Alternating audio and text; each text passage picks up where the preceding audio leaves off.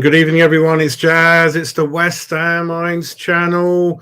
It's been a whole month, I think. I haven't been doing anything. I've been not exactly relaxing, doing different things with the family and around the house and at my other job I have and those kind of things, and enjoying the World Cup and etc., etc., etc. But let's let the chat build up, and then hopefully we will be joined by one or two of the usual channel colleagues.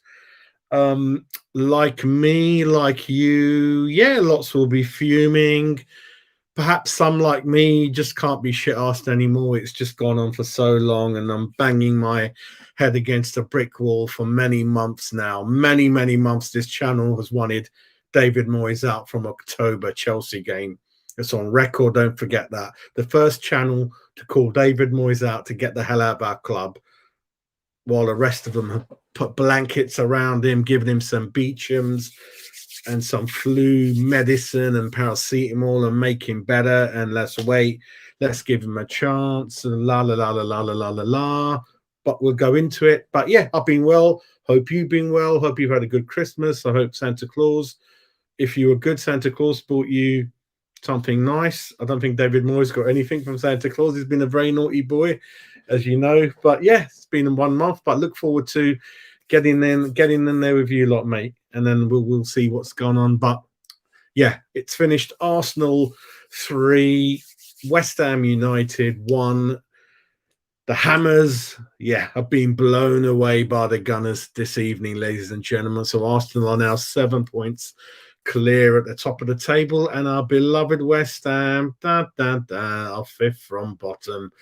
Nothing changes, does it? Let's have a look at the form tables, which looks at the last 5 games. We are 3rd from bottom. Yeah, 1 win from 5, and Arsenal are at the top. So let's get going through the chat, and as we go through the chat, then I'll get into slowly the game, the lineup, the tactics, Moisey, all that kind of thing slowly. So let's see how everyone has been. Bob, yeah, Bob, this one as well before the show started, didn't it? Why can't he make subs quick when...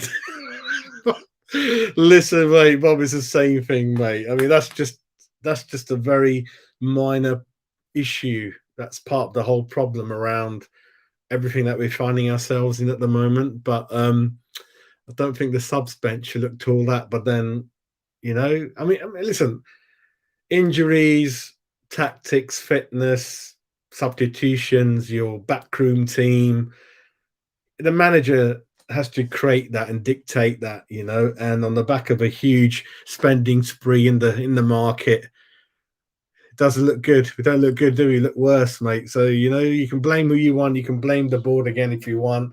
You can blame the players if you want. Paqueta and Cornet's injured all the time, and who's carer, and where's Scamacca gone? And all I can say is when we had a virtual fully fit squad this season, we looked hopeless.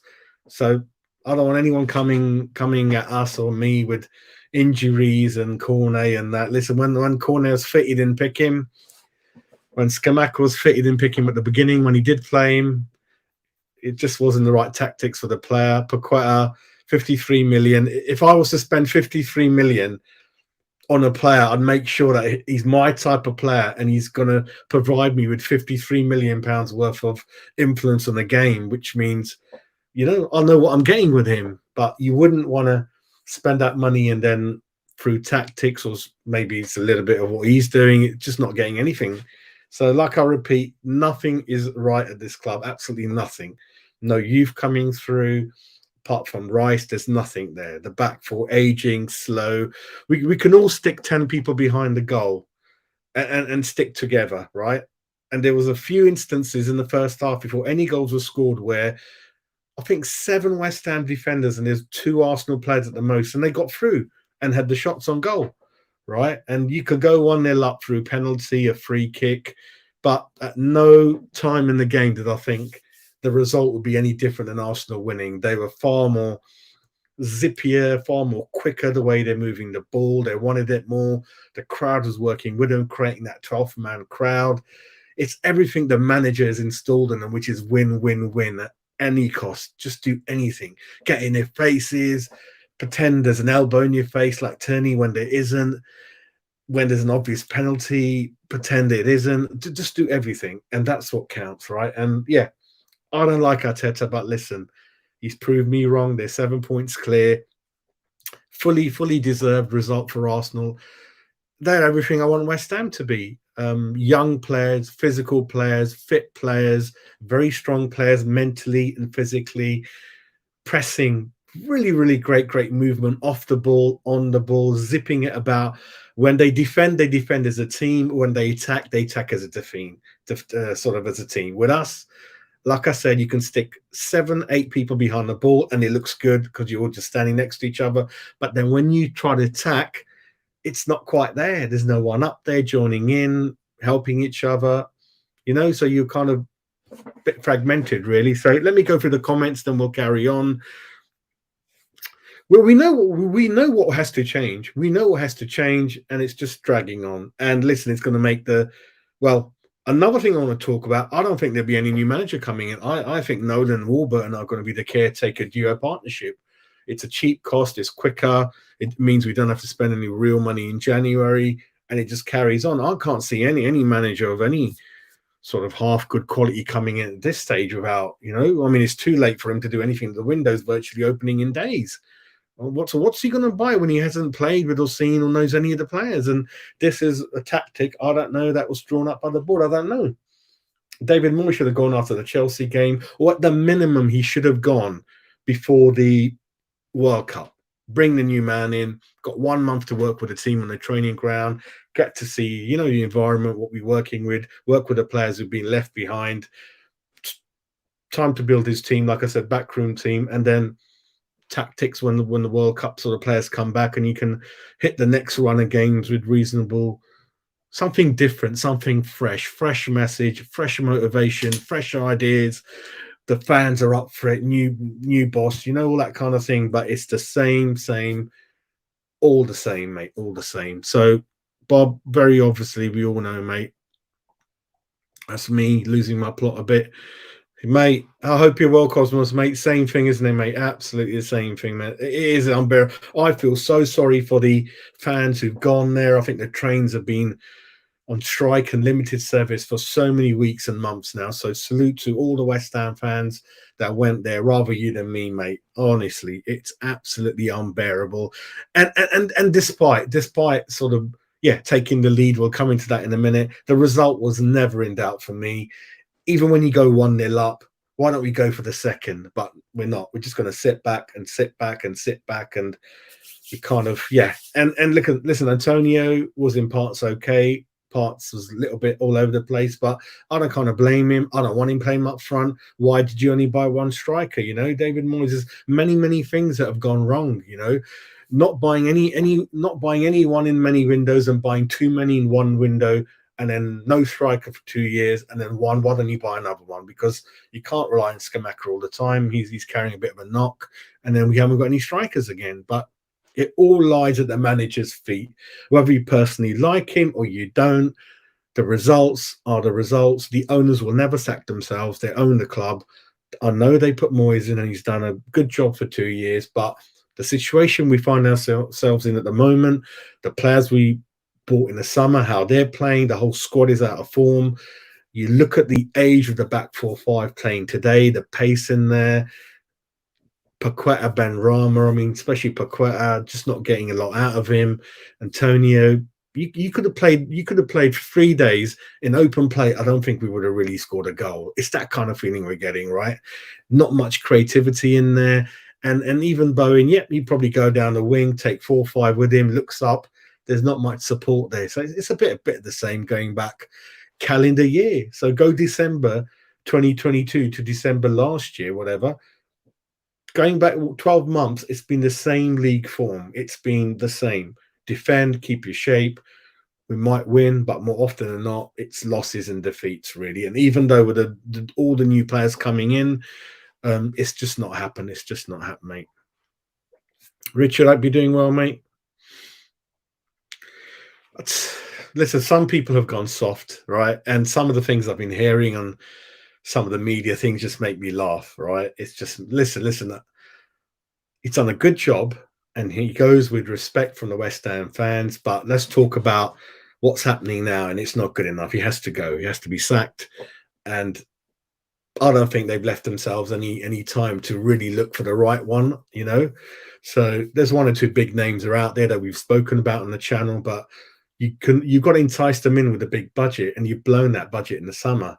And now you're not giving a January window either. They're not going to have time to buy anyone in January. And if we go down, or if it doesn't quite turn around as we fans sometimes expect, then that player, that manager's reputation's in danger. And you know how many managers, if they struggle for one or two jobs, they'd never get a job again. So they got to pick the right job for themselves. And you're making their life very, very hard. You're not giving them many, many months now to work with this, right? And it's a complete shit show. I mean, if anything happens to people like Rice, we ain't got anyone out there, right? We got no leaders out there. We got one or two who obviously came on the back of a good season, Cornet, Skamaka, Paqueta, actually all of them, absolutely playing really average, really, really struggling, right? And Ashby's on his way to Newcastle. Look at how they're doing. Ariola's just not giving any chance. Fab's in goal and that kind of thing. It's just, I don't see anything to sort of be happy about, to shout about. Absolutely nothing, really. Absolutely nothing. Yeah, you remember this channel. You follow it, mate. You follow the channel, and obviously Deck made a couple of statements saying that, yeah, I'm standing in the dressing room next to people who regularly play in the Champions League. They're winning trophies. They're competing for trophies. And when West Ham and history get there due to ambition or something or whatever, they've gone down again. And I kept telling you that conference, we'll see how it goes. Obviously, more frustrating everyone is if you look at the Carling or the League Cup, the Carabao Cup, wherever you call it now, and you look at the draw, the quarterfinal draw, and you saw the whipping that a very, very poor Nottingham Forest gave Blackburn, and they've got another good draw. That could have been us, right? So we lost 3 home games in a row before the World Cup break. We could have gone quite deep into the competition, right? So that's gone. We're away to Brentford, who Brentford are doing very, very well. It's going to be very, very hard for us to do anything in that game. So confidence is the one we're hoping for. And in terms of ever qualifying for the league position to Europe, I can't see it in any next couple of years. You've got teams, like I said, Newcastle who've improved. Obviously, well, Brighton, Brentford, Fulham, they're even up there. Palace are above us now. And you've got all these teams. And it's not a top 4. It's looking like a very, very strong top 6. This season and maybe for the next couple of seasons. So clubs like West Ham, I mean, I don't know. You know, we'll see what happens, but it's absolutely shocking, really. It's going to be, isn't it? It's human nature, mate, isn't it? Absolutely human nature. Heads are going to get turned. So we'll kind of see how it goes. How you doing, mate? You all right? Stressed, mate. Stressed. Yeah. First of all, Merry Christmas, everyone. Yeah, you too as well. Yeah, you too. Merry Christmas to you. Hope Santa bought you something nice. But I don't know if you've been good though. That's the issue, isn't it? Knowing me, I've been a very naughty boy. Oh no, Santa forgot you. Yeah, we're just going through the comments, and it's more of the same, mate. The same shit show, the same tactics. You go 1-0 up. You're trying to defend that 1-0 lead. You're not going for the second. There's not much on the bench. It's the same, mate. And listen, I know there's a few injuries, but you bring it to yourself, you know. Even when they were fit, you weren't playing them in the right way. And I mean, we're playing Dawson and Kerr at centre back. Obviously, you've got Ogbono, you've got obviously Zuma. That obviously I can only assume is injured. So it just shows how much depth we are lacking at the back. Obviously, Aguerd got re-injured at the World Cup. And, I mean, Cresswell at left back, we know his legs are back in Liverpool somewhere. They're too far gone. So, what about Souček? My son was really going mad at him. Did you notice anything? No, he's just another one of those, isn't he? He's another player that we know has performed very bad and is very poor lately. Yet we still play him. We still start him. Souček was the best player in the first half, mate. 100%. Was by far our best player in that first half. But in the but in the second half, he was non-existent.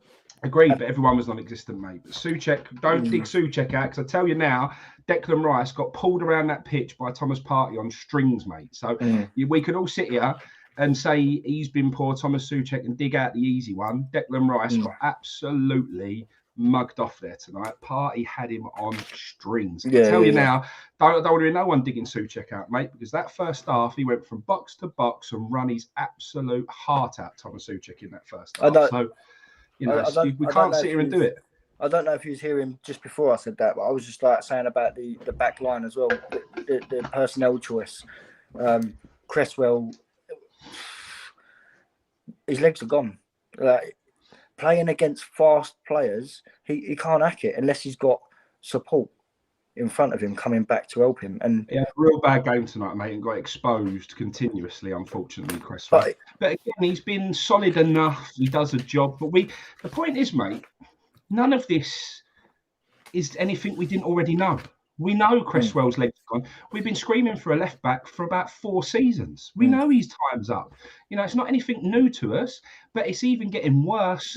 And Fabianski tonight looked like an old man. Cresswell looked like an old man. Mate, the point is, at last season, we had the oldest squad in the Premier League. You know, we might have spent 170 million, but that's only papered over some of the cracks, mate. We've still got a very old, very aging squad. And tonight, where we've got injuries and people away and everything else, mate, it was just, we spent all that money, and tonight was like we played the team that we had 2 or 3 years ago. For me, it's just madness, mate. Cresswell did have a really, really poor game. I think a lot of people had really poor games, to be honest with you, mate. The thing was, half time, like I said, you know, I had a chat with my old man on the phone and that, and he said, you know, the next goal is so important. Whoever scores that next goal is really critical. If we get it, I didn't see any way back from, mate. I thought that first half, Arsenal were pony, mate. I didn't even rate them one little bit. And I thought, you know, we've against the run of play, agreed, and we didn't deserve to go in front, but we did. And I thought, if we can come out and nick a goal, happy days. However, if they get the goal, we will crumble. I knew as soon as they scored, it wouldn't be we could hold on to a draw. I knew if they get a goal, we will get ironed out. And we absolutely did. But, you know, Antonio had the chance, mate. Antonio's gone through there. You know, you've got to move the ball more left to take it more central. Instead, he's taken a touch that's put it so far right. He's only got one thing in his mind. Ben Rama's at the back post. You're thinking, square it now, because you've taken a touch that's taken you so far wide of the goal that your angle's terrible. You're never going to score from there. But tunnel vision, Antonio tries to shoot, and we miss our opportunity, but they go down the other end and they bang the ball in the back of the net, mate. So it's all round tonight, mate, was just the same old story. We've had a 6-week break. Everyone's gone on holiday. David Moyes has gone out to the World Cup and watched a bit of football. Then he's gone on holiday to Florida. Jared Bowen's been in Florida, having the time of his life. Everyone's had a nice long break, all rested, all had a lovely holiday while they're still getting paid hundreds of thousands of pounds. David Moyes ain't worked on anything new. He's come back and done the same old crap we've always seen, and we've ended up with the same result. So what has the 6 weeks benefited? I don't understand what we've done for 6 weeks. I mean, normally the break hinders us or benefits us when we have a break. Normally we have a bad run of form up until a break, and then we come back and we're decent. Or we have a bad run and we come back and we're decent. So we're really good and come back and we're poor. And this is different because we were really poor. We've come back and we're still really poor. Yeah, that first half was decent in comparison, but that's only because Arsenal were poor. And we know this season Arsenal are a quality side. Let's not take nothing away from them, but they were there for the taking, and all we had to do is just push for that first 10 minutes of that second half, and we didn't. It's like we just stepped back, foots off the gas a little, and we let them come at us. I think that is the tactics, though, to let them come onto us, and if we keep it low, we got the goal. Yeah, I think they said that. Yeah, that was the first away goal for ages, and it's, you know, it's a penalty, it's a good penalty, whatever. But I mean, going back to Cressy after 4 minutes, that Saka offside goal, Cressy, does Cressy inside out, doesn't he? Does him in. Yeah. Cressy's a bit slow. But you can still see at the game over 90 minutes that Arteta's installed that. They're quite quick, slick, moving the ball Mate, the around. point is, very quick. Arteta at half time has had an effect on his team. He's changed a few things around. He's told people to do certain things. He's G'd them up a little bit, and they've come out totally like a new team in the second half. We do nothing. Moyes has done nothing. This is why Moyes has got to go now, right? And someone called it wasn't me who said this, but they were spot on. Someone on Twitter said, you've watched us go from 1-0 up to 2-1 down. At that moment, when you go 2-1 down, you know something's not right. You make a change because something's not right at that point. Instead, he sits on his arse, watches us go 3-1 down. Now game's over, finished, right? Game's over now. And he still sits there and does nothing. You go 2-1 down, make a change, react, try and have an effect on the game. Try and get back to 2-2. Not David Moyes. We're 3-1 down. I'll sit on my arse and do nothing. Looks at Nevin, and Nevin does exactly what he does with Gareth Southgate in England. Just let it play out for another however long. Let it get to the 80th minute before we try and do anything. It's madness, mate. That is the biggest problem I've got with tonight. Not so much the performance, not so much the players, not so much nothing. The fact we go 2-1 down and Moyes decides to do fuck all, that is what I've got a massive problem with. Massive problem. The other thing is to Frankie is like when Arsenal defend and attack, they do it together as a team and it looks really good. With us defending it, you can stick 8 people behind the ball, and it look all right. But when we were attacking, did you feel that the people up front had support when Bowen looked up and that similar again? You think? What do you reckon? Not in the second half. Story, isn't it? Not the first half. There was a bit of a change. Moyes did try, like I said, in the first half to get Souček more box to box. They were sort of interchanging as well. Rice would bomb forward a little bit. Then Paqueta would have a go. Souček would have a go. But the point is, mate, we didn't really do a lot in that first half. We were double lucky to be 1-0 up. Yeah. But I would go for the second, like you said, change it. Let's go at them, put more pressure. Sat back again. Paqueta, I mean, what's his role in the team, everyone? Paqueta, like... Well, he walked off straight after the 90th minute. He just walked straight down the tunnel.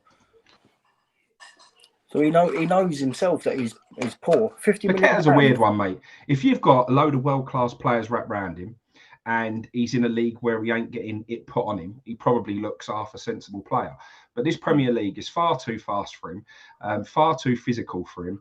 And I'm afraid I think we've done 50 million in cold blood at the moment, mate, because I can't see Paqueta ever becoming a usable, consistently good player for West Ham in the Premier League. I just don't see it. I hope I'm wrong, but I think we're seeing more and more that this way we play, the people he's got round him, the Premier League, all of those things combined just don't make Paqueta that effective, mate. And I think that's a bit of a problem.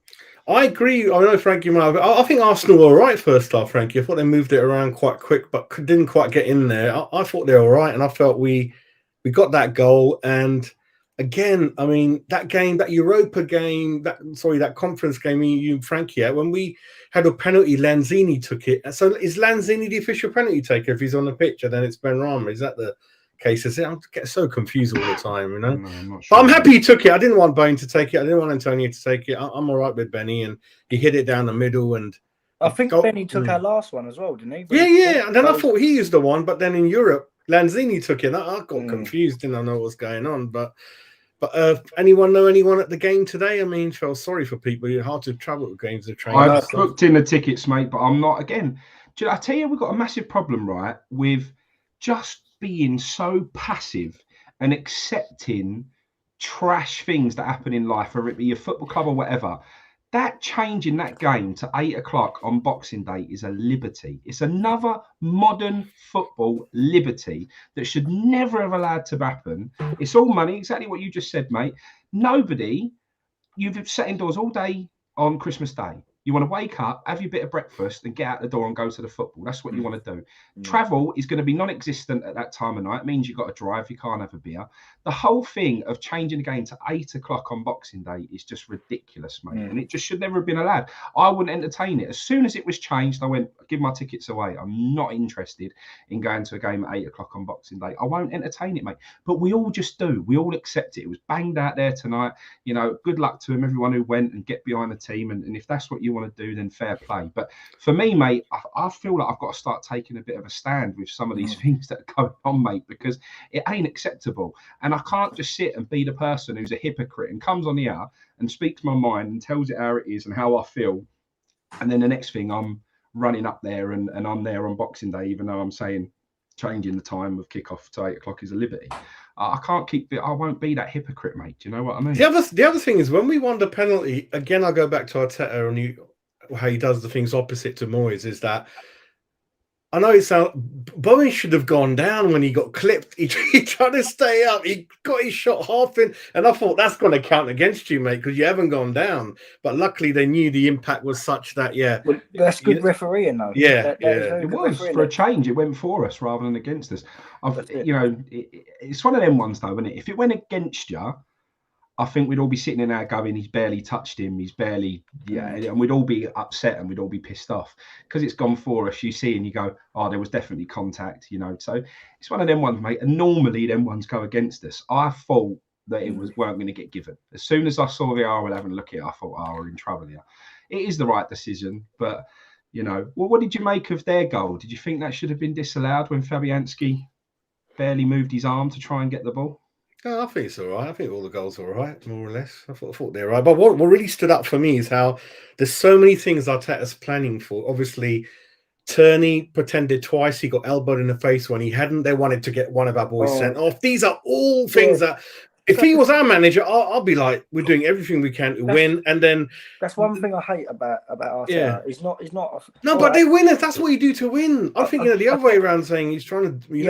I get that, mate. We've seen it in the World Cup. Argentina won it by doing stuff like that. Yeah, I know. Yeah, They did. What about Nketiah? Every time Fabianski backing onto him, I love little things like that. We don't sometimes do things like that, I know we used to be good on set pieces, but just putting a goal key, he did that so often, and because Kufal, getting that yellow card is disgusting. Oh, that was bad. Yeah, disgusting. Yeah. He wins the ball. That was a terrible decision. Terrible. It's momentum, terrible. Right? And like you just said, what do they expect for someone to stop? There's nothing he could have done to not go into him there. Momentum took him through. He didn't play to get the man. He didn't want to get the man. What you just said there is spot on, mate. That was never ever a yellow card. Never. And how Michael Oliver can sit there and say that's a foul and worthy of a yellow card is disgusting. Yeah. Because what are you supposed to do? As soon as you connect to the ball, stop instantly. No, you can't do that. It's against the physics. Yeah. What about Benny? No good, mate. Yeah. In effect, there is this fanboy Benny mentality at the moment. Don't get me wrong. I think in recent times he's probably worked a bit harder than most. I think he's probably tried a bit more than most. I think he's probably had a better attitude than most, Benny. But it doesn't change the fact that I think he's still a very, very average player who may show all these little tricks here and there and whatever, but what he does to affect the game most of the time is not enough for me. And I think he was completely non-existent today, other than the penalty, mate. I don't see what else he did. I just didn't think how you're going to score from open play. I don't know what the tactics were. You can't just play for a draw. I mean, the fixtures are coming thick and fast. I think we've got Brentford a couple of times. Mate, Leicester looked terrible tonight, right? Leicester in and they beat us. And they ran through us, made it look easy. And that's how you knew that is the measure. People were saying, Leicester's going to hit a good bit of form now and this and that. Mate, they were dreadful, but they ran through us. Do you know what, though? There's time where you've really got to start calling people out because everyone's made it, this Moyes out thing, a bit of a joke. There's people who were Moyes in, really Moyes in, because they believed he should still be our manager. Now they realise that they were completely wrong. They're trying to make it into a bit of a joke now. The joke's gone. This ain't a joke no more. All these channels are putting out videos saying why West Ham won't go down and why this and why that. That's got to stop, mate, because at the end of the day, we are bang in trouble. And tonight proved it. Brentford is massive, mate. I can't even tell you how big that game is now. If we slip into that bottom three, we could end up really getting stuck there, mate. And I really hope that people start calling it out for what it is. All of this, don't go against the ball. The ball that have to take some responsibility. They had the perfect opportunity to sack the manager and give someone new a period of time to work with that team and get used to some of the players that weren't at the World Cup and start to drill on the football pitch and get familiar with everything. And they didn't do it. So at the end of the day, while Moyes is 100% to blame here, the board have to take responsibility as well, because they're the ones who have stood by him. They've chosen that he's the man who still needs to be there after the World Cup, which in most of our opinions, not so much the wider West Ham fan base, but we feel that was absolutely the wrong move. Okay, he's come back. Nothing's changed. All they've done is have a holiday, and you've still got people out there tonight going, oh, the squad's so small. No one's had more minutes than these boys in the past, however long. What? So you think our squad has had this unbalance of minutes compared to every other team out there? Other teams have played just as many games in the same competitions, probably more competitions, and probably played more games. It's all a myth, mate. It's a load of rubbish. And people have to start calling it for what it actually is. We are bang in trouble with a clueless manager who's changing nothing. And it is time now that everybody starts to wake up and try and put some pressure on to make something happen, mate. Because if we don't, we are bang in trouble. And I just can't understand why people are still making excuses and accepting the way that Moyes has treated this break. You've been lucky enough to still be in your job, but instead of getting your head down and grafting and trying to work out something different and try and turn our form around, all you've done is have an holiday. I can't get my head around that. I can't get my head around it. And everyone's just accepting it. No, it's not acceptable. It's not good enough. Should be working on the plan B. Should be working with the players you've got that haven't gone to the World Cup and making them better, or drilling certain information, drilling set plays into them. So when the other 5 players that we had go off to World Cup come back, they can teach them what they've learned. And then Moyes can instill to them what he's taught the other players that he's had available to him. They shouldn't be going on holidays. They don't deserve it. They've been shit from August to November when the World Cup started. They don't deserve a holiday. But it's put quite a receding end, because Mandy, you're right. When we were attacking, I wanted him to be there, visible to, like dictate the way the play is, the tempo, get things started up like Modric does. He's not there in the attacking. The problem is, third. Mate, none of us really know what he is. It ain't our job. It's the manager's job. And the point is, we can all look at it like it's a bad thing that nobody really knows what his best position is and the best way to play him. But the point is, mate, that should actually be a good thing. You've got a utility player there who could be slightly more progressive, slightly more defensive. You should have a manager who could drill him to be exactly what you want him to be.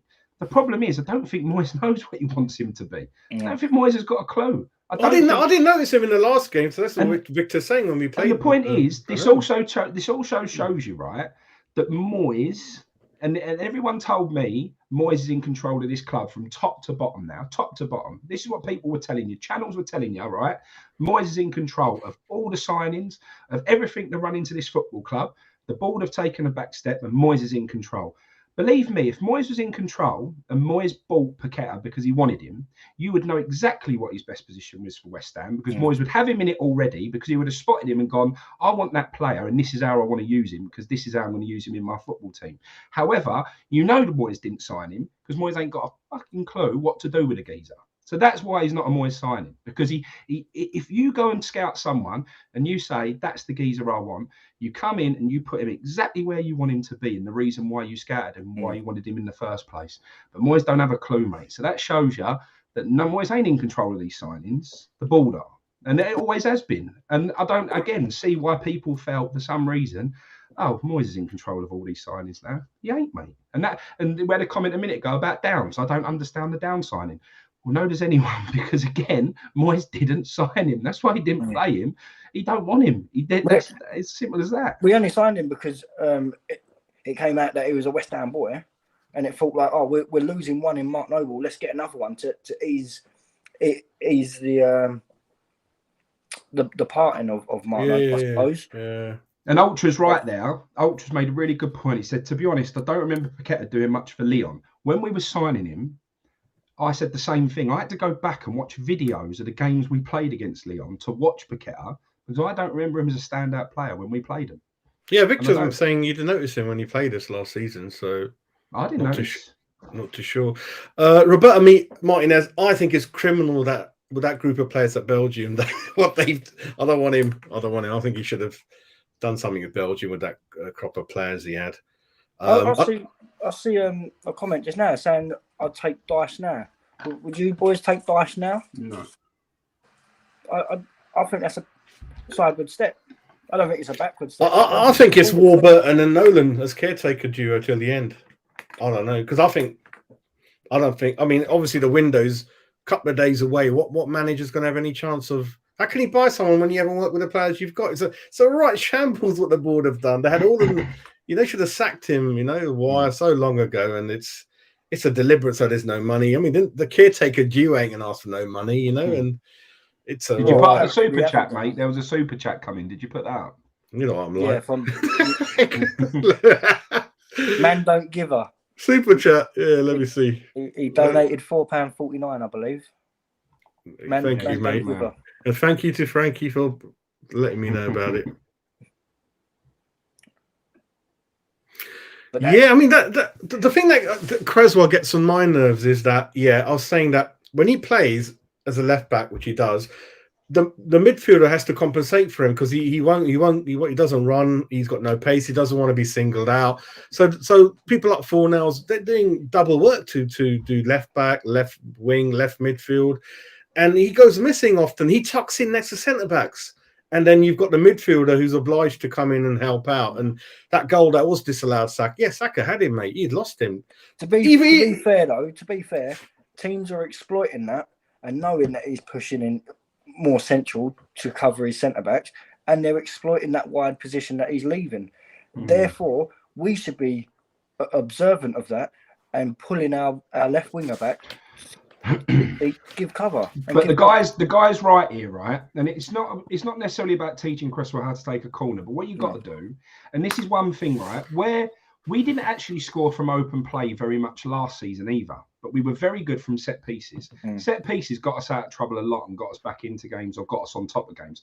Leon away, we weren't playing well. Leon were on top of us, but the set piece and Dawson got us ahead. And that was the footing for us to go and beat Leon 3-0 that day, right? So the point is, when you have 29% possession, like we did in that first half against Arsenal, what's really, really important is that when you get a corner, you're dangerous from that corner. We don't look like scoring from a corner at all anymore.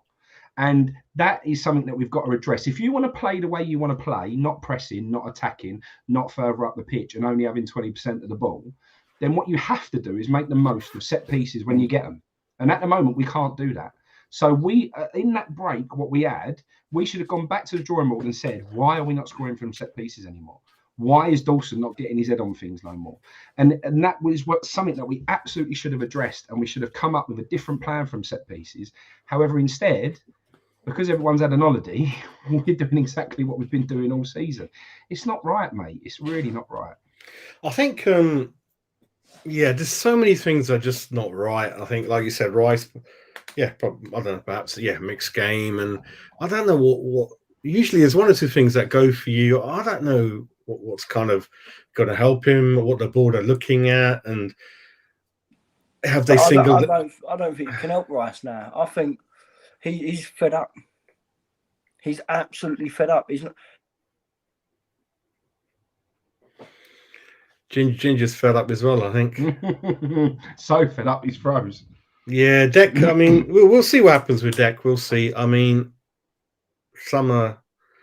common sense tells you summer he's probably going to be off. I mean, whatever happens, to see what money we get. Cornet, I liked him, but not being seen. November time, I think October time, not seeing him, mate. So I thought he looked quite all right when he played, trying to make things happen. But for a long time he wasn't played. If you remember, they nearly got 2 when he came on at Chelsea, didn't he? And which VAR have now listed as possibly the worst decision this season. Actually, I don't know why they came out and said that.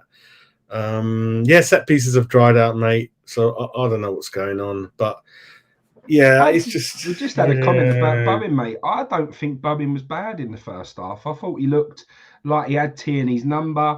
I thought he looked like, when we did manage to get the ball to him, like Bowen was dangerous. I thought Bowen was looking like he had a bit of energy again and like he was showing glimpses of what we saw last season. But at second half, everything went completely wrong.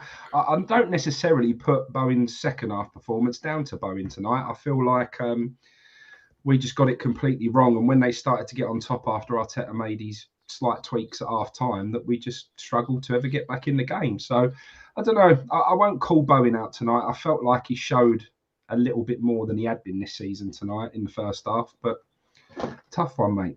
I think individually there's a good few good players in there. It's just the tactics are not there for them, not getting the best out of them. But yeah, Bowen was okay. But then, like I said, when he looked up, there was no one supporting him. No. And there's one occasion again, Antonio is standing next to 6 defenders. You're not going to find him like that because he doesn't have the striker's sort of DNA to run into spaces. And that goal, Saka, bloody hell. I mean, so alert mentally. It was a Odegaard who, again, so many things went through. What a player. He just caught it, and that's But that was coming. Do you remember that pass in the first half where Odegaard yeah. passed it through to Xhaka, and Xhaka was he literally played it through the middle of our defence. It was a good ball, and he had good vision to do it, but you shouldn't be able to split a defence like that. But, mate, that was on all night, that was going to happen. I know it come from a dodgy shot that just landed at his feet, but like you said, mate, just more alert, more players in and around the box. You know, the fact that Xhaka was literally running off our last defender's shoulder. Xhaka's a defensive midfielder, mate, but it just shows you, mate, what other teams do and how much work rate they've got and how much energy. And there's been a lot of them sort of like images being circulated about how high our defensive line is and how much we press, and we are off the bottom of the chart compared to every other team in the Premier League. And it shows, mate, we are nowhere near high enough up the pitch. We don't get into attacking areas. We don't support any of our attacking players. Just all round, mate, it is just really, really poor. I just don't see how we win football games like we're playing at the moment, mate. I really don't. Yeah, I mean, Højbjerg scored again. He's scoring every other game as a CDM, and Tottenham can be 2-3-0 down. You know they're going to come back, and that's kind of what they did. Poch or Tuchel, mate. I mean, not. I don't think the board have. No, I don't think they'll get them in for one reason or another. But then I don't know who they're going to get in. It's going to be very interesting for me. It might be Big Sam coming back. I don't know, but I just want to concentrate on the game. Yeah, who's going to come in might do it in another show, but it's just more of the same. Yeah, and it's interesting for me because whether you personally like Arteta or not, but it's just what I saw in Arsenal is exactly what I want us to be: very sharp mentally, physically. All these tactics, they're trying to win the game. You know, even if they go 1-0 down, and they're very sharp. Everyone knows each other's game. They're similar age of group of players that he's built. He got rid of all the old expensive players, Lacazette and Aubameyang, and bought these hungry 24, 23, 25-year-olds. And it's working well. Even the Ramsdale, the goalkeeper, I like him as well. And yeah, they had a couple of players missing themselves as well. But it's working well for them. And Frankie, would they win the league? Or... They got no chance of winning the league. Yeah. Anyone who's even considering Arsenal to win the league, mate, they have got no chance of winning the league. None whatsoever. None. Because actually, we're not even halfway. You know that we're not even halfway. We're not even halfway. Yeah. Zero chance they've got to win in that league, mate. Zero. And what would be the biggest thing, Frankie, you would take from the Arsenal team that you would want to implement in our team that you really like that they do, you think? What do you really... Is it the pace or the... I don't know, so many things I think pace is important, mate. I think they get down the wings well.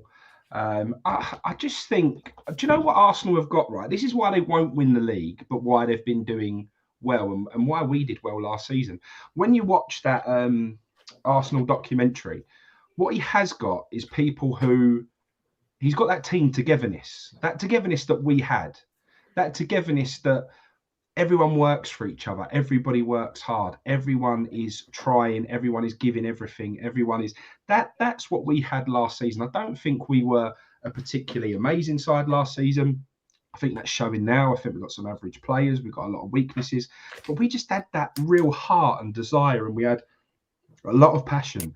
And I think that's what Arsenal's got at the moment. And they're all working hard for each other. They're running a lot.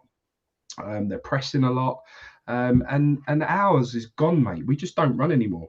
It's proven in the stats that we're We don't cover anywhere near the ground that we did last season. And that's a real problem. You know, you've got to be fit, you've got to be running, you've got to be able to cover the ground on that pitch, mate. And we just, I don't know what's happened. Well, I do know what's happened, though. That's the thing, mate. You know, there's a lot of things that are unsettled now.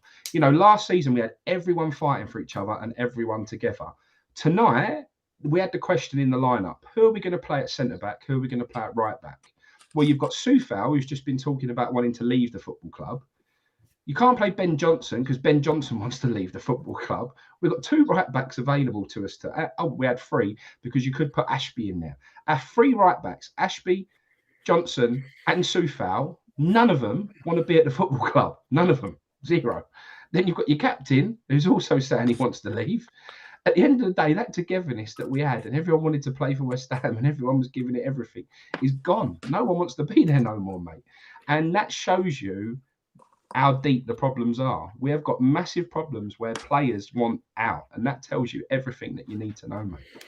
I just want to see that togetherness back. I want to see that belief. I want to see us all pulling in the same direction. I want to see a manager that stands on that sideline like Arteta, that shows heart and passion and can make a change and will try and affect a game, mate. You know, I've gone past trying to take something that I want a Moyes team to implement. You know, I just think the biggest change that we need right now, mate, is David Moyes. He's just got to go. Yeah, I mean, I'm not even been linked with any other manager. I don't know who's going to come in. I haven't heard anything on the set pieces. Moyes, yeah, I think. Well, I have heard, mate. Though this is the worrying thing, though. The point is that only little rumours that you ever hear is Warburton. That's what seems to be being lined up, mate. I think if Moyes goes at any point this season, you've got Warburton until the end of the season. I think that's how it is. And what they would do is buy the time and get to the end of the season and assess where they are. Mate, it's such a shame. We had a platform. Every time we have a platform to press on as a football club, we end up completely blowing it. When we moved to the new stadium, you know, we've got European football and we go and spend all our money on players like Gökhan Toure and players like that. It was an absolute mess. Every time we can kick on as a football club, we get it completely and utterly wrong. And we've done it exactly the same again this time. You know, everyone thought we was going to build on last season. We was going to bring in some good players. We'd spent 170 million and we'd be back in contention for European places again. Instead, we're in a relegation battle, and it's a nightmare. I mean, if this is what Rice has said in the interview, then again, I mean, Frankie agreed. Just say that it is a relegation battle. Real mentality problem. The fact Moyes is glossing over it. I do understand that you don't look backwards. You always look ahead. You want to look up the league. You don't want to look behind. But you do have to admit the situation you're in. You do have to say to yourself, we've got to fight here, lads, because we don't want to slip into this bottom 3 and end up in trouble. It's so hard. We've been there before, mate, with a team as good as the team we've got now, with your Defoes and Coles and all that. And once you get sucked into it, what you find is when you get a result, everyone else wins around you and you just don't get out. You get stuck there. I'm so worried, mate. I really, really am. It's not a good place to... That Brentford game has become absolutely huge. Absolutely huge. You cannot lose that Brentford game. I think there's Everton Wolves games coming up, but Ginger, you want to add anything? What's been going on today through your mind, like new manager or tactics or? Well, you know? I was thinking, like most people probably were. It's Arsenal, top of the league. They're playing well. It's probably a write-off. But then I thought, right, we've just had a break. Everyone's had a World Cup. Anything can happen. It's like a start of the season sort of thing. Let's see what happens in today's game. And I didn't really see anything different to what I've seen already this season. Apart from playing okay in the first half and going a goal up. But we've done that before and then completely capitulated in the second half. A game of 2 halves has happened a few times this season for West Ham. And in terms of manager personnel coming in, I don't know. I can't see anyone decent enough coming in. I can't see a Poch or Tuchel coming in. I can't see any big tactician manager coming in to take over David Moyes. I just can't. I can't. God, I don't want to say it that badly, but I'm thinking words like, I'm not going to single out today's game, but I'm just thinking the last calendar month. It seems like they're set up to lose. I mean, you don't want to lose deliberately, but the tactics, how's that going to get you win through games playing like that? The point was tonight, right? And this was why we said at half time the next goal was so important, right? Because when we're 1-0 up, Moyes' game plan when you go 1-0 up is to shithouse a 1-0 win. Yep. He isn't thinking about scoring another goal at any point. What Moyes wants to do is get to full time 1-0. So as soon as they score and it goes 1-1, what do you do then? Your game plan's completely and utterly gone. Yep. So Moyes don't have a clue. That he didn't expect that. He didn't expect it to go to 1-1. Moyes thinks we get to full time 1-0. That's it. We've done our job. Then it goes 2-1, and Moyes sits there. Oh my God, I can't believe this has just happened. It's 2-1 now. So he's sitting there. He talks to Nevin. Oh, mate, cool. I didn't see this coming. What are we going to do now? Oh, I don't know, Moisey. What are you looking at me for? The pair of them, little back and forth. Next thing you know, before they've even finished their conversation, you're 3-1 down. Now they're looking at each other going, cool, what happened there? Didn't see that coming. Absolute Tweedledum and Tweedledee sitting on that bench without an absolute clue. And the game's over then, and it's finished. And there's no point in even trying to make a sub to change the game because it's all over. That is the point, mate. There was never going to be a game plan that when that game went to 1-1, there was no game plan of what we were going to do next. Zero. So what you end up doing is just with a team who are out there clueless and just folds the game, just rolls over as their belly tickles. Yeah, just let it pan out. That's it. Just let it pan out. 3-1, job done. And I can't see how a Premier League manager at the level that we're at is allowed to get away with things like that. I just can't. And any half-decent manager sees his team being overrun in the middle and for a team like Arsenal being on top. As soon as we go 1-1, any half-decent manager recognises that and goes, you know what? We need to start thinking about what we're going to do now before going 2-1 down. And an half-decent manager, if they go 2-1 down, goes, you know what? I'm changing it right now. And they know by the time they've gone 2-1 down or before they've gone 2-1 down, they know what they need to do to change the game because they're watching it and they've got an idea, they've got a clue on what they're watching and what is actually happening in front of them. So by the time it gets to 2-1, they're like, right, do you know what? Bang. Soon as we kick off, they've got a sub ready or a couple of subs. Maybe change the system, change a couple of personnel, change people that are probably being overrun, overworked, and just giving or supplying backup to certain players that are being overrun, like the Cresswells, giving him extra support.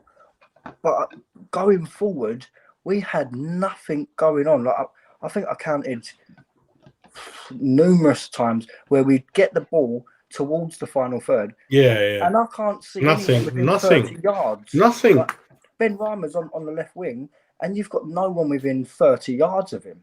Bowen's on the right wing, got no one within 20 yards of him. And it's like this basic football I'm watching. And my missus was sitting here next to me, watching me watch it, and was laughing because of the way I was going nuts. Did any of you believe that 1-0 at half time we go on to win the game? No. Never in any minute, even 1-0 up. No, I knew Arsenal were going to win the game. Definitely going to win it. Yeah. Sad though, isn't it? That's sad. That's a sad way to be as a football club, isn't it? And because you know what Moyes is like. That's the biggest worry. You know what Moyes is like. You think, all right, we're winning at half time. It's all hunky dory. We can have a laugh, a bit happy like I was. And then I just knew that as soon as we kick off for second half, my face changed because I could see the way the game was going to go. The levels between the two teams were huge, mate. Even with possession, without possession, movement. That's what it's about. And everyone on the same wavelength. When you're defending, you defend together. When you attack, we'll come with you like a bloody Roman army. You know, we were just we can all sit. We can stick 8 people behind. It looks as though we look solid, we're organised. But even when we had 7 defenders against that one Arsenal player was getting his shot through to Fabianski, I'm like, what is the point? Cresswell, Dawson, they got turned inside out plenty of times. But Fabianski, the idea, if you're going to defend like that, is you don't allow any shots to get through to the goalkeeper. Then I'll understand, okay, there's maybe something there. But when you went 1-0 up, at least without making any subs, you tell Paqueta, you're going to go, you're not going to be defending, you're going to stay up there and tell the whole team, give him the ball, and let's see what he's got, because I don't know what he's got, what he does. He needs to find them little pockets of space and run in between the lines of the midfield and the defensive pick-up play. If he's that good of a player, he will do something, and he would know to do that, but he doesn't. It's like I said, our highest bid or record signings, I don't know if you want to call it cursed, or he's going to join that list, isn't he, at the moment? You can talk about our record signings all you want, but for me, it looked like we had an old man in goal tonight, mate. Yeah, and we've got the highest wage in our squad that is Areola, and can't even get a game. Even get a game. We gave him the biggest wages we've ever given to a goalkeeper, and we sit him on the bench. I don't get it, mate. I don't understand it. I like the Villa bench today, by the way. I mean, that was a good game. But yeah, there are people like Danny Ings and Coutinho, one or two others, and then Liverpool was struggling, but they made changes. They put so many youngsters on, and they looked all right. I think one of them I can't even remember, that set up a goal or something like that. Yeah, I'm just going to add to the Fabianski thing, like. It's shocking. It's basic errors. How you getting beat at your near post? A Martinelli goal, wasn't it? Yeah. We've got go on, mate. Sorry. Don't get me wrong. He done well to do what he done to give himself an extra yard of space against Kufal. That little stop-start. He's obviously been watching Messi, because that's what Messi has been doing lately in his latter years, where he can't just carry on running full pelt. He has to have that little stop-start just to fool the defender, which is clever from him. But as a goalkeeper, I'm sorry, but you don't get beat at your near post. That is one place that you have covered 100%. And to stick a little leg out and to have that much of a late reaction, surely that is evident that he can't be a number one. Yeah. And then you've got they got lucky with this, with the Odegaard shot, miss-hit shot, that everyone just watched and thought was going to trickle out wide or to the keeper. No one picked up Saka that was standing behind him, playing him on side as well, and it was so easy. And then Fabianski goes down far too early, and Saka's like, "Thank you very much. I'll just slot it into the next into the far corner." And then whoever it was for the other goal, I mean, I've said to all my Arsenal mates that Nketiah always scores against us. I said that. Yeah. He will get a goal. Yeah. And the way he turned that defender, what a goal! He rolled him like he was in a spliff. But again, mate, that's coming from a proper striker. We haven't got a proper striker, so that's what you get from a proper forward. Someone who knows how to roll someone on the shoulder, create the space, and create enough to take their shot. So yeah, we got a guy who's an Arsenal fan in the chat. So just wanted to say he had a couple of opinions, but he had a question for us just before. I'm going to go through the chat now. Yeah, I just want to say to him, question for the panel: if West Ham didn't get a penalty tonight, do you think you would have scored? No, my answer is absolutely not. Absolutely not. No. What about Scott Parker, lads? I don't want him. No, not at the moment. No. He's probably not for me, mate. I respect him, and I think he would understand West Ham. But I'm not sure he's got enough record for what we need right now. I heard his record is 0, mate. It's really bad, Big Six. It's really bad record what he's got. But again, with David Moyes, when someone said he's a mid-table, that's why I wanted him in. We were really struggling. I thought David will bring us mid-table, and then ambitiously you go again with a different manager. If you've got, that's the way. Forget loyalty, mate. I would have done that. I knew he was going to get us into mid-table, but we've just lost ambition again and just stuck with it. Obviously, he's not the right person to go into the top 4, top 5, top 6. I don't know how he did it the first time round. I didn't capitalize on it because he didn't buy in a couple of windows and bought too many in, and we've been through that scenario before. But that's kind of, I knew what he would bring to the club, and I felt that is kind of what we needed then. But long term and ambitious and winning things, and not really, because he's never really done that really. So you got to buy. You got to bring in managers for different situations, haven't you? So if you want to play better football, different. Like Sam, he brought us back up, solid foundation. Someone mentioned Noble in the chat as well. Like the only time Noble manages West Ham, if we somehow get relegated, and it's to get us from the Championship back up into the Premier League. You'll never be a Premier League manager. The thing is, I'm not a big advocate of ex. I mean, legend is a very strong word. It's overused nowadays, but a lot of people call him a legend. I'm going to get a one run orange juice today, mate. Yeah. I've been on it hardcore, mate. Not today. Managing their clubs. I think the boys bring me a rum. Sorry, go ahead, mate. I'm not a big advocate of legends running their club. You can have 6 months in charge of a club, everything goes Pete Tong, and then all of a sudden his legend status just goes. The one up above that, Jazz, the Cosmos Runner one. That's an interesting. And the thing is, don't ever. But one thing I've learned is to never take comments in chat as exactly what was said in an interview, because sometimes people can take it out of context or put the wrong thing in it. However, if Cosmos has got that spot on and Moyes is blaming Benny in his interview and giving Souček a man of the match, like I said, I actually felt Souček in the first half was one of our best players, if not the best player in the first half.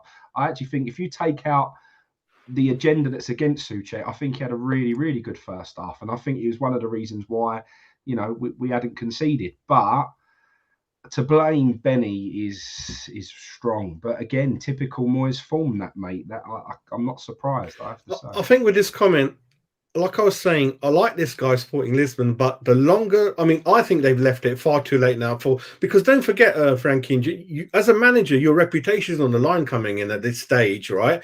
And if you do 2 bad jobs, you don't see these guys managing again. So many big names have gone.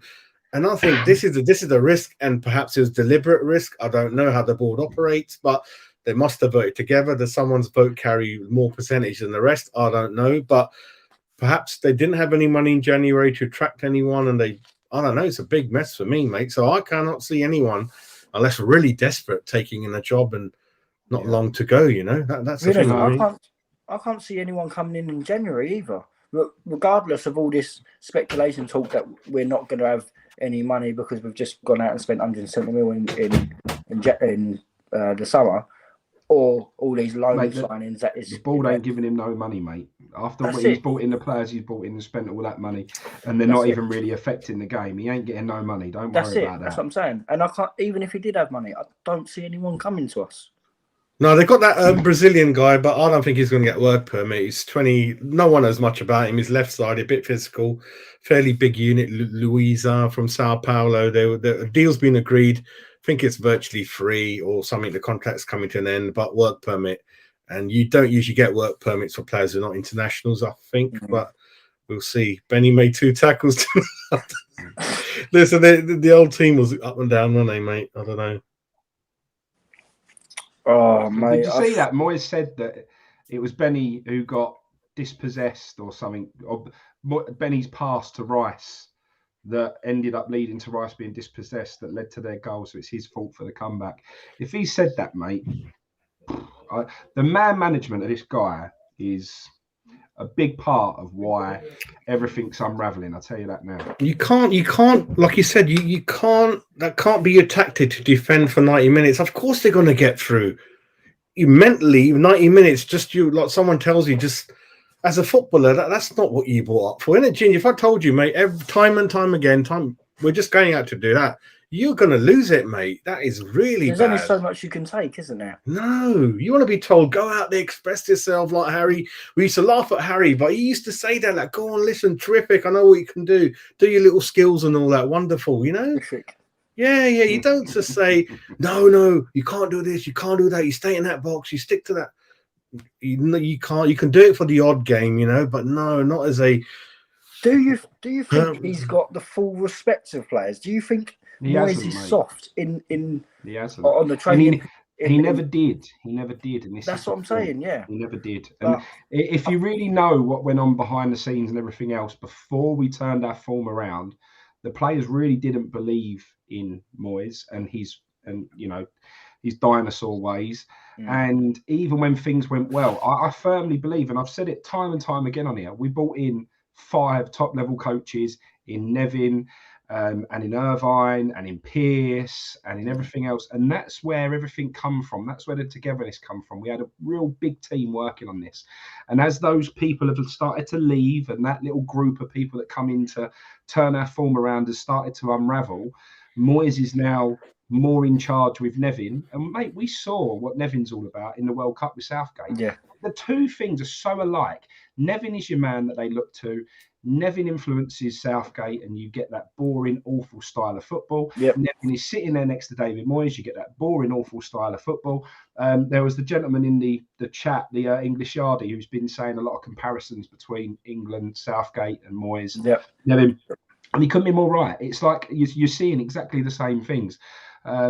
It's a really old-fashioned, out-of-date kind of way of football, mate, and we need some fresh ideas in here as quickly as possible because we're getting left behind, mate. We really and are. That's why England will never win anything. Because that's right. Ultras just said at least Pearce had a backbone. What you had from Pearce, you didn't have a brilliant style of football. Don't get it wrong. We didn't play amazing football last year. We had successes and we had good wins and we pressed on in Europe and we had a good run and everything else. But we never, ever was that an amazing of football inside, but we had heart, passion, commitment and drive. And Pearce was a big part of that. And we all said this at the beginning of the season, before the season kicked off, end of last season when Pearce left. Pearce leaving will have a bigger effect than everybody will realise. Everyone sat there and said, it ain't that big a deal. Well, I'm telling you now, Pearce leaving has had a massive, massive part of this problem, mate. 100%. Another thing is, in all the windows previously under Moyes, it's been very, very obvious that we've needed leaders in the team. And I didn't see anyone pointing fingers today or getting angry with anyone or trying to pat anyone on the back, get them going, or I don't know. I just don't see any leaders. It's all too soft, mate. All soft, aren't they? Rice is typically quite a soft player, mate. He comes across like he's this bullish CDM, but he's not. He's not very vocal. You know, all right, he's everybody's mate. And when we scored, he gave that. Do you know what? Rice is very good at doing the things that he feels like he should do. I.e., when we scored, we was all celebrating, and he thought, oh, what I need to show now is, come on, lads, let's get back and carry on because we've gone in front. So he was going, come on, let's go back. That's all great. But what I don't see you do is when it goes 1-1, I don't see you grab hold of someone and go and smash into a challenge and go, bang, come on, we ain't going behind here, lads. Come on, let's get back in front. I don't see any of that. All I see him doing is shaking his hands with his England mates in the tunnel, all having a jolly up. I want that Roy Keane attitude when you stand in the tunnel. And if it's your England mate there, don't want to talk to you, mate, until after the game. I'm not interested in you. I'm here for West Ham, and that's what I'm here for. And I want to see a bit more bite, and I want to see a bit more attitude, and I want to see a bit more oomph out of the team. It is all very, very soft, mate. It's all clicky, pally, isn't it? With the international friends. And like, I absolutely agree with you there, Frank. For 90 minutes or 2 hours, I'm not your friend. You can talk to me before the game. Not even that. Even that, the lead up to a game where you know you've got your international friends that you play against, I'm not talking to you. I'll talk to you after. Hey, did you see what Argentina were doing to the Dutch? They're absolutely horrible, vile vermin. But at the end of the day, mate, they're there to win the football match, and they did. Exactly, They've got right in their heads, and they are awful. I'm not saying I want to be scumbags. I don't. Want to be, if it meant me having success and playing like Liverpool, I don't want that success. But you do have to have a bit of something about you, mate. We are all way too soft. And we have been though. We need a bit of oomph, mate. I tell you, we're so quiet on the pitch. No leaders around us. I think the last one will be giving it a little bit. Arnie, innit? Arnie on the pitch was a bit of a man when he on it. He used to be quite physical. We need a bastard. We need a few bastards. We do. We need a couple of them, mate. We need a Repka attitude, or we need someone with a bit of oomph, just a bit of bite, and someone that when we get in the trenches and we get, we need someone to drag us out, someone who's got that attitude to do it. And unfortunately, mate, we haven't got it. Piercy was the man who had it. Yep. But unfortunately, he isn't there anymore to put that influence into the side. It's a shame because I tell you what, I don't blame Declan Rice because I feel like he tried to learn his trade a little bit from Noble. And why I love him, I wouldn't say Noble was a general of a captain. I felt like he was very passive, and all right, he had the moments where he picks up a player and walks him off the pitch and all that. But I just feel like if Rice had a real big character and had learnt his trade a little bit longer before he became West Ham captain, he would have benefited from it. It's a massive job to take on for him at his age and everything else. And I don't know. I feel like we're not seeing the best of Declan Rice because he's got so much pressure from being the captain. Yeah, that is taking his mind. Yeah, he shouldn't be the captain. We need to find someone his else. Mind off of his game. Yeah. You know what I mean? Yeah, Odegaard. Yeah, mate. I thought Carol Odegaard was superb, mate. Really good. Do you know what? He always is, and I like Odegaard. I think he's quality. I think he utilises the space, the little pockets very well. He gets the team going. He picks the ball up. He's very good technically. He's got spatial awareness. He knows where his teammates are going to be, which is a big factor. He knows he can ping the ball 30 yards across the pitch. He knows he can do a reverse no look. And the most important thing is he knows his players are going to be there to receive the ball. And anywhere in that midfield, whether it's in his half or in the attack, in the opposition half, Yeah, he finds them little spaces, and he knows exactly what he needs to do.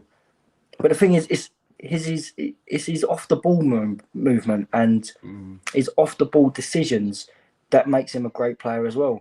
And we don't have many players. We have so many players that stand around and game watch and ball watch. Yeah, we do.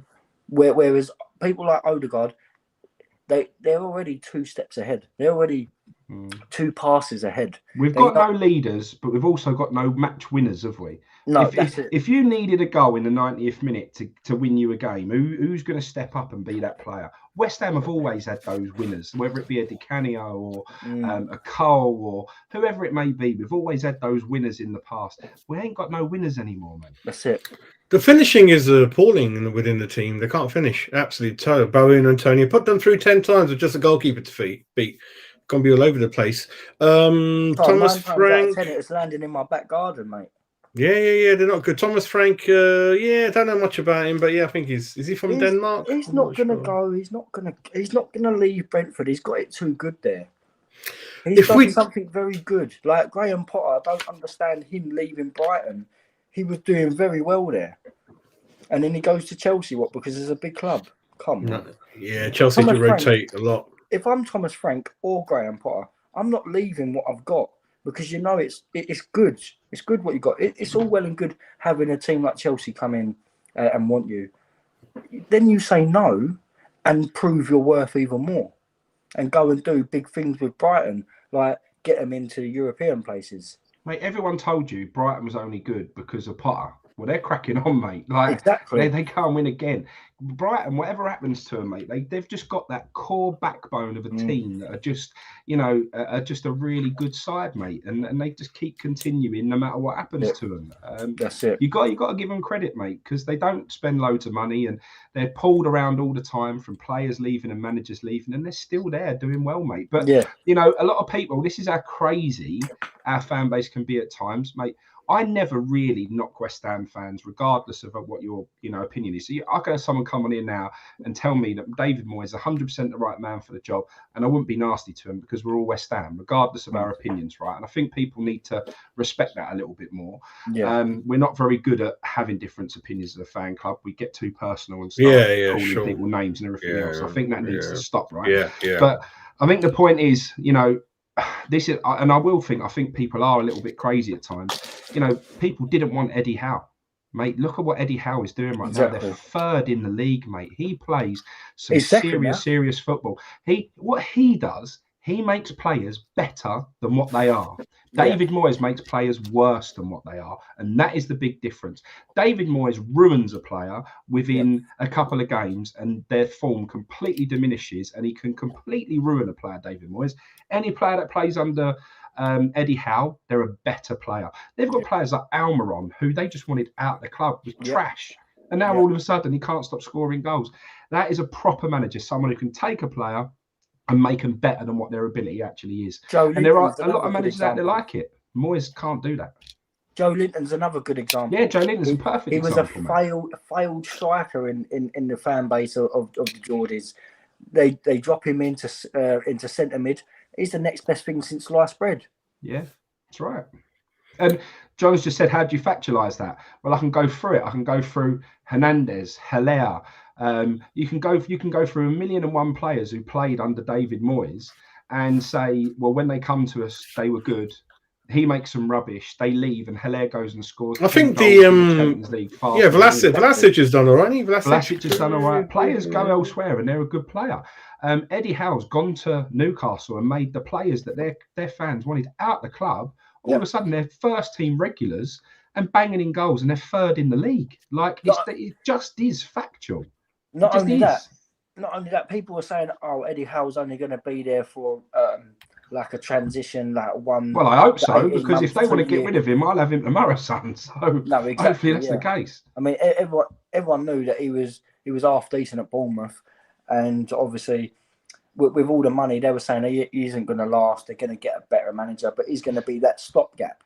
I don't think he's going to be that stopgap. He's getting the best out. I mean, they don't need to go out and buy any more players with the way they're playing at the minute. I mean, they've just gone second in the league now. Is it second now? They're second now, but obviously City have a 2 games in hand. Yeah. They But have still, 2 games in hand over them, and then Arsenal have a game in hand over Newcastle. But Arsenal are now gone 7 points clear of Newcastle. So if City then win on Monday, they're 5 points behind Arsenal still. yeah, they've won their last 4 in a row of Newcastle. If we get relegated, I wonder what the contracts say for a lot of these players. Are they released or I reckon for a fee? Especially these bigger players. I can't see them hanging around. It's going to be a very, very tough run, mate. That Brentford game is like I say, mate, is massive.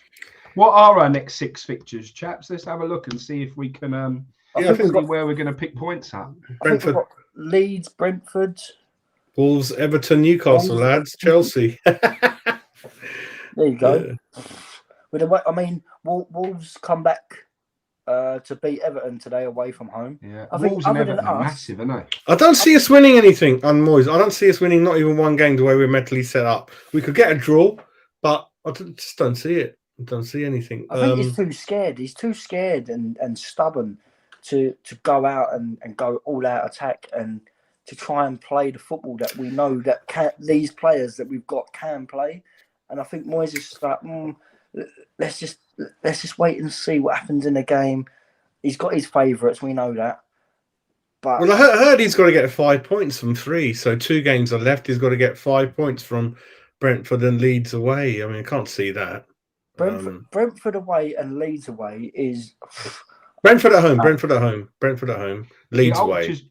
Ultras just said there, Moyes is good at getting a tune out of average players, but when he has better players at disposal, he won't adapt. I actually think, and Ultras put some really good comments in the chat, I'll have to go against you on that one. I think that's a bit of a myth, because I still keep going back to the fact that David Moyes, until we brought in those 5 new coaches, was 1 loss away from having the worst record in West Ham's history. He wasn't getting a tune out of any players. We were really, really bad.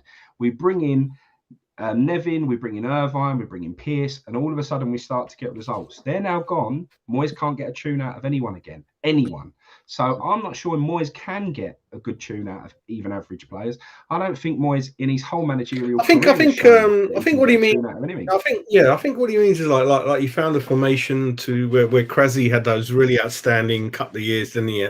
Those three defenders as centre backs and left side and I'll tell you now, I also think, and I know this is really digging Moyes out and not giving him any credit at all, but again, I still put it down to more luck than judgment, mate. I do.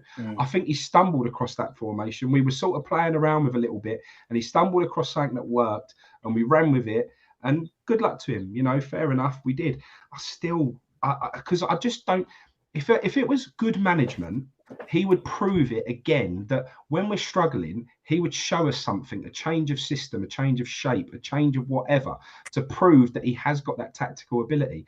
I don't see it. We were in dire straits. Something had to change. He messed around with a few different types of formations. He stumbled across something that worked, and we ran with it for a couple of years now, and he hasn't shown us anything different since. He's got one way of playing, mate, because he stumbles across things. I really don't believe in his ability at all as a football manager. And people will go back to Everton. Football was a very different game back then, mate. And he may have had some ability back then and, you know, done well with Everton. But, mate, football's totally changed. And I don't think Moyes has. I just think he's still living totally in the past, mate. I really do. Well, you look at the amount of younger managers there are in the Premier League now that have adapted to modern game football, and I think Moyes is the oldest sort of manager reigning in the Premier League, isn't he? He's got to be number 1. Who's older than him? No one. He's He's the last one from that generation, isn't he? That's it. Yeah. Obviously, your Wenger's gone, your Sir Alex is gone, who are much better than him. Roy Hodgson and people like that, they're gone, haven't they? Yeah, and he is the only one of his era or that generation that's still about. Look at the age. Look at the age of our owners. We got the oldest owners, I reckon. They're really old, from the 80s. We were at school, mate. Frankie must have been in nursery, not even born. Like, you know, they made their money in mags in what, mid-80s? What's that? 40 years ago, 35 years ago. Bloody hell, I wasn't even born then. Mr. Mace has even come in with a comment just telling us how much the dross is, rather than putting in a joke and cheering me up. Normally, Mr. Mace would come in right now, put in a bit of a joke in now, and I'd have a little chuckle and it'd make me feel a little bit better. But instead, even he's told us how bad it all is. I absolutely thought that, Mr. Mace. How can someone pay? I felt so sorry for our fans. I didn't see anything in that game, mate. He got a penalty. After that, it was just chasing shadows, mate, for most of the game. It was embarrassing, you know. What the hell, mate? We used to, you know, London Derby, especially Boxing Day. Oh, God. Yeah, Boxing Day. What would I give to have a good team and playing Tottenham at home on Boxing Day, mate? Wow. But it is a disgrace. It's a disgrace to not actively try and win football matches. That we pay people, right, go without to go and watch this football club. There are people out there who literally spend every penny they have on going to watch West Ham United for the enjoyment that West Ham United brings. And they're paying that money to go and watch a manager and a team that don't actually want to win a football match, that just go out there not to get beat. And for me, that's just so wrong, mate. It's just this is what me and Frankie have been saying. It's been substandard for 12 calendar Apparently, months. And I don't know, I didn't see it myself, but there was a press conference whenever it was, and Moyes almost admitted that it had been prior to this season. He went to say the past year, and actually he then changed it and said quickly, it's not been good enough this season, not for the past year. But that's the truth. It hasn't just been this season. This was coming. Me and you, Jazz, sat here Christmas time last year, exactly a year ago today. And me and you were both saying, something's not right here. We're in trouble. I lost it when we didn't buy anyone in a couple of windows. I was extremely upset when we only bought Lingard, and I thought we needed a Rice replacement when we would have nailed top four. Then again, he didn't do it. And then when Cressy did that couple of sending, I lost it then because I thought he should no longer have been in our team. Why didn't you replace him? And we would have been flying through that that's when I thought you really Boxing Day against Southampton was my mate. When we lost to Southampton on Boxing Day, that for me was not good enough. That for whatever reason, that game we didn't run, we didn't try. All those character traits that we'd had of West Ham for the past season just seemed to vanish that day. And then we went on that really awful Leeds, Frankie. Leeds beat us. Leeds come along. That's right. We beat them in the cup, but then they done us in the league. Those two results were the big alarm bells for me. And I went, hang on a minute, something has changed. And that come just after Souček's contract disagreements, and there were starting to be little gripes coming out from the club under the radar of people not being happy and everything else, and we've never been the same since. Since. Do you see a different Paqueta for Brazil, lads, in the World Cup? Or I know he's surrounded by no, I don't really, mate. I don't really see. I didn't really see him do a lot for Brazil either. Yeah, no. I just don't think West Ham and the Premier League are right for Paqueta. There's no question he's a good enough footballer. I don't think anyone can question that. Was he a £50 million player to West Ham? Was that where we needed to spend £50 million on someone? I don't think so. I'd rather go. You know me. I like Ward Prowse, mate. Another 10, and he would have come. I would have been happy with that, mate. You've got to get 10 goals a season. That Senegal forward looked good. Babadio, is it? I don't know if I got his name. That's another one that we had this time last year when we was prepping the transfer show, Jazz. Yeah. It was funny enough, Jazz. I got a video recommended to me from when we did the Claret and Blue TV channel. And me and you were going through some of the players that Moyes was interested in. And we was going through them, and then all of a sudden it had come out that Moyes suddenly weren't interested in them. A lot of those players, mate, have gone on to be first-team regulars in the Premier League now. Yep. Matty Cash was one of them. I'm not saying Matty Cash was a world beater, but who would you have wanted in that starting lineup today? Soufal, Ben Johnson, or Matty Cash? I There's only one heard player. Moyes wanted him, but the board said we That's, don't have I enough believe money. that. Didn't have The enough board money. said Moyes didn't want him. I didn't believe that for a second. The board didn't fancy him. The board didn't want to put the money up. You're exactly right, Jazz. You're spot on, and that is exactly right. Listen, Matty Cash is mustard. He got 3 top bins on Soccer AM the other week. I know. Oh yeah, he's another Slough boy like Brozier, isn't he? Both Slough But boys. he was, it's so funny when you actually look at West Ham. You actually break it down. You try and read between the lines rather than believe what social media tells you and believe what the board want you to hear through Talk Sport and whatever. The fact that Moyes wanted a right back in Matty Cash tells you a lot because we needed one, and we now know that we desperately need one. Yeah. And I do believe that was someone who Moyes wanted, but I think it was blocked by the board. And I think we end up with board signings, not Moyes signings. Right, you know that wing back that went to Juve, the Eintracht Frankfurt one. Yeah, Kostic.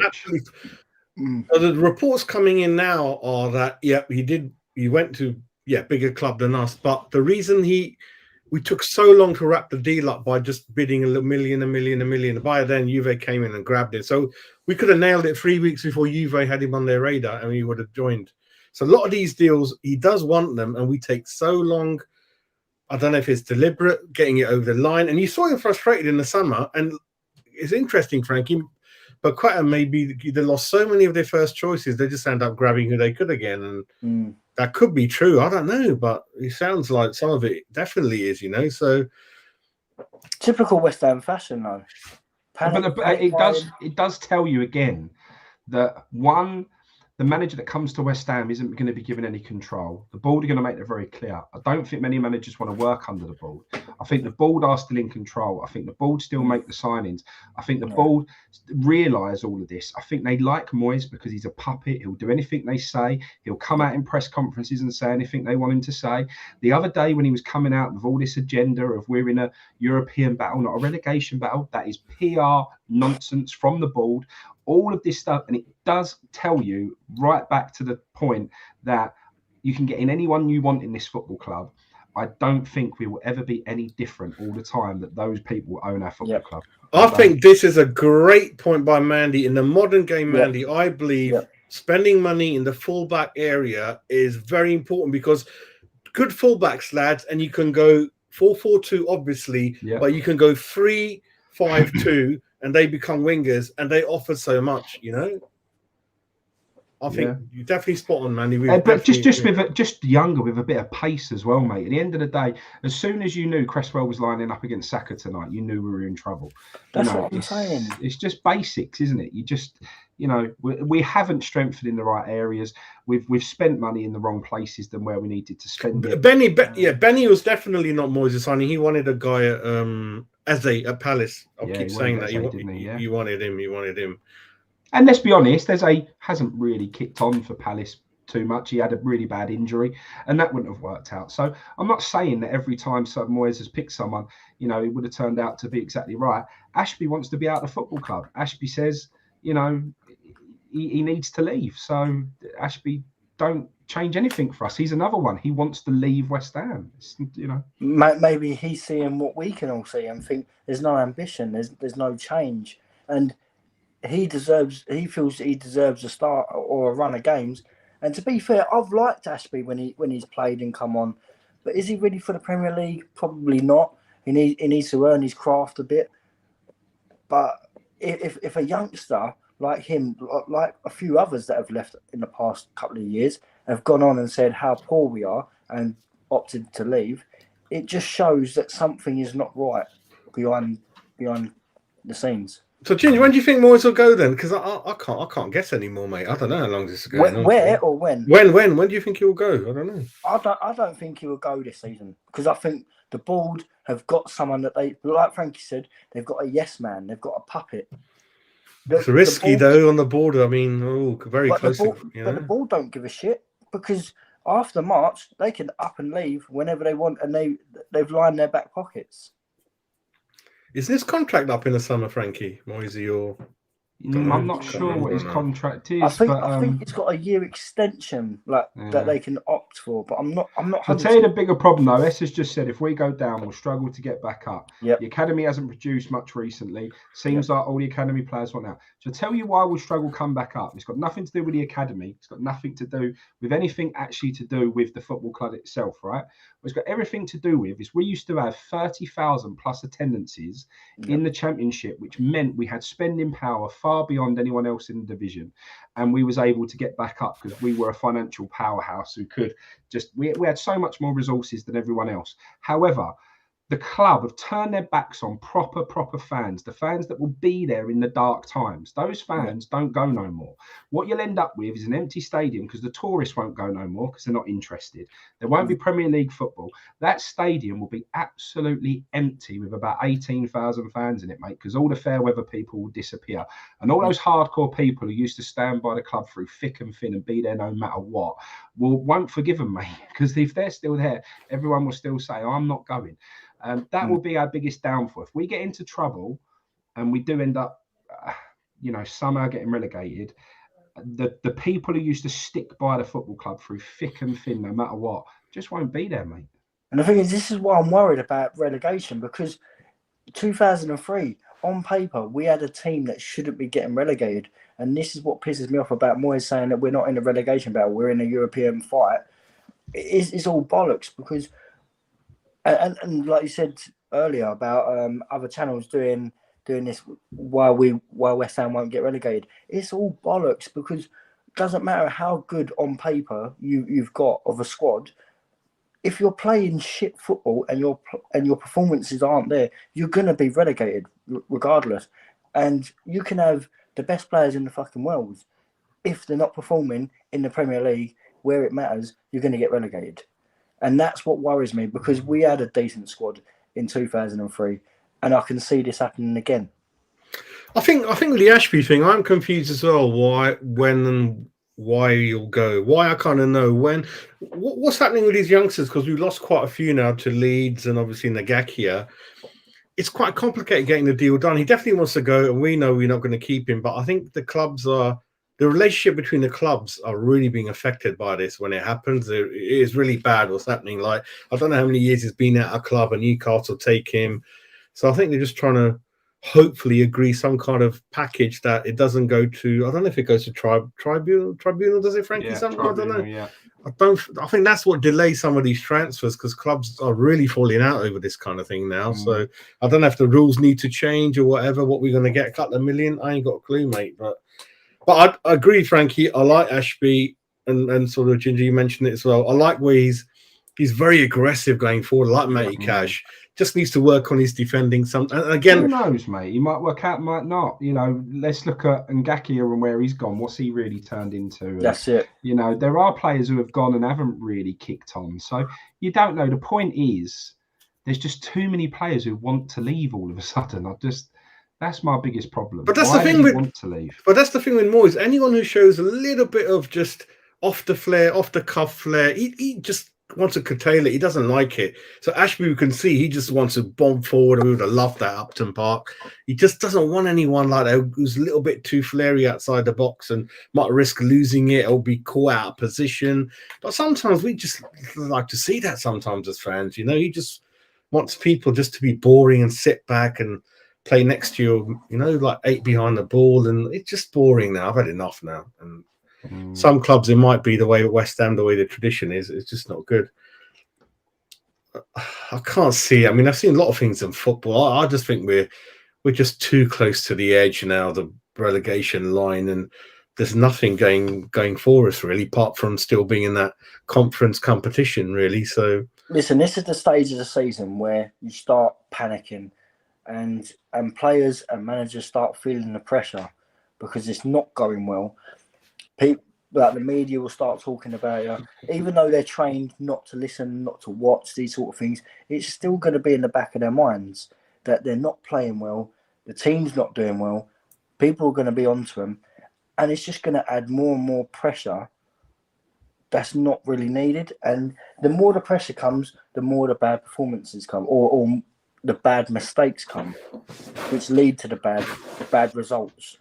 And we haven't got anyone or enough players in that squad, not even just starting 11, but in the whole squad that can pick each other up and say and just G them up basically and turn things around.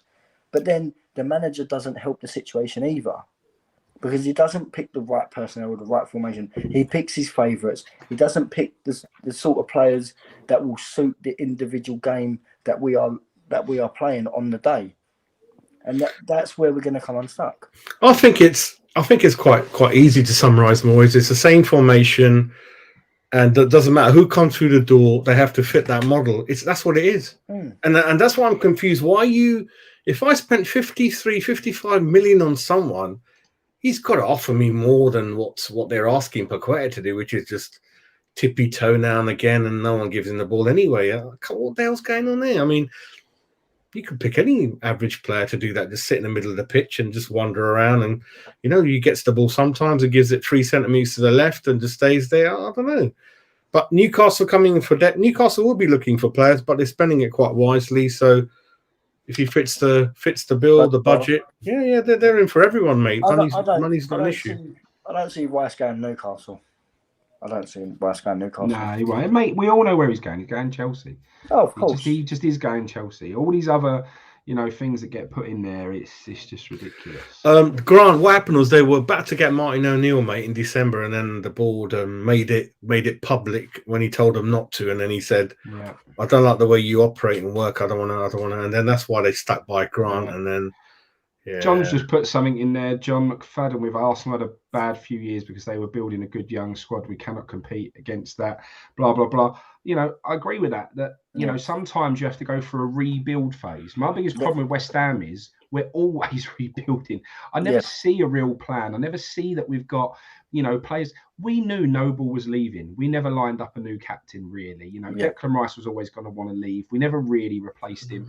We know Cresswell is done at left back for the past 3 or 4 seasons.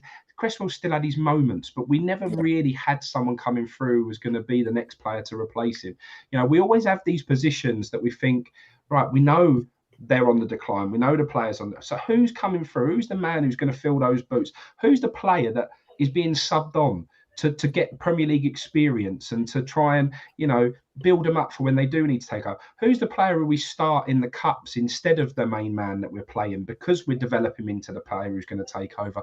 We just never do that. I don't think you can just always buy players to fit a mould. I don't think that works. I think they need to be, you need to bring players in who you can bring into the team slowly, build them into position. Not all across the pitch, I do understand that, but I still think you should really have a clear, and I can't remember what club it was, but a little while back there was a club who said, we've got a player who's our main man in a position, but we know, even though he's our main man, if he gets sold, we know our first choice, our second choice, our third choice, and our fourth choice of who we want to bring in to replace that person at all times. At all times, we know if we sell our left back, we've got the 4 people we want to bring in to replace him. We haven't got a clue. We don't think like that, mate, whatsoever. There is no planning to West Ham in any capacity. And it's not right. It's sometimes people do their business so much more professionally than West Ham. It is frustrating because we're just not run like a proper football club, mate. Would you think we're in a similar position, Ginger, as we were Pellegrini when Moyes came in the first time round? Worse. Yeah, I agree with Frankie. I think we are worse. Like I can't see where the next win's coming from. At least with Pellegrini, he had a little bit about him. If he needed to, he would either change the personnel, he would change it during the game, before the game, or he would change the actual formation to suit the team that we're playing against. Moyes don't do that. Us three know, and the rest of the West Ham fan base know that he has his ways and he's not going to change. That mentality needs to be kicked out the door straight away.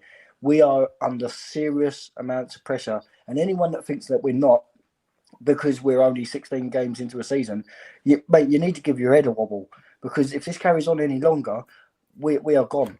We are gone, and we're losing the likes of the bigger earners, which then leads to loss of earnings from the football club, We are losing the bigger players that don't want to be there because of championship status. We're losing a lot of players because we're old. We're a generally old age team as it is, like you boys alluded to earlier. We are not going to get back into this Premier League anytime soon. We'll probably do a Sunderland and go down an extra division, and then take about 10 years to come back up if we ever get back up. I do think players could leave in January. I do. Yeah. I think at least one of our new signings will go. I don't know who it will be, but I think at least one of our new signings will go. I do. I just don't think any of them are working out well enough. I just and they're not going to give Moyes any other money. I tell you now, there'll be teams ready to take Scamacca or Paqueta, because there are teams who know they'll be able to get the best out of them. Yep. And you won't get exactly the same money, but you'll get there or thereabouts, because Moyes ain't completely ruined them yet, like he does with other players. But, you know, I think they'll turn around to Moyes and say, well, if you think you need 2 or 3 other players, then one of them other ones have got to go. If you want to cash in Scamacca's 30 million, we'll give you that 30 million to sign your other 2 or 3 players that you think you need. I think that's the only way Moyes gets players that he feels he needs in the January window. He won't be given any extra money, I'll tell you that now. John, John, you're regular. Don't be like that. Put your question in again. We're not like that.